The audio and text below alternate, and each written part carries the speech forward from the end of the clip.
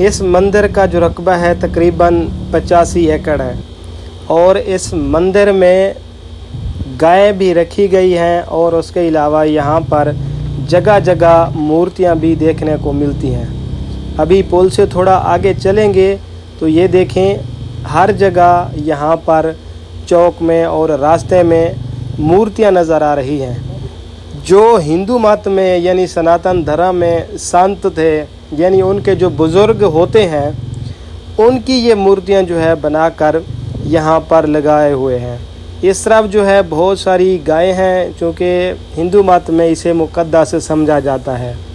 यहाँ ये jump cross करते हैं तब भी आगे देखें तो मूर्तियाँ हैं। इसमें बेशुमार मूर्तियाँ नज़र आती हैं और सबसे अहम बात यह है कि ये जो सांप है ये कोबरा सांप, इस तरह का कोई भी यानी जो मंदिर है पाकिस्तान के अंदर किसी भी मंदिर में इस तरह का कोबरा सांप नहीं है, लेकिन यहाँ पर जो है बहुत बड़ा सांप बनाया गया है। और आगे बढ़ते हैं तो यहाँ पर भी देखें तो बहुत बड़ी बड़ी जो है मूर्तियाँ यहाँ पर देखने को मिलती हैं।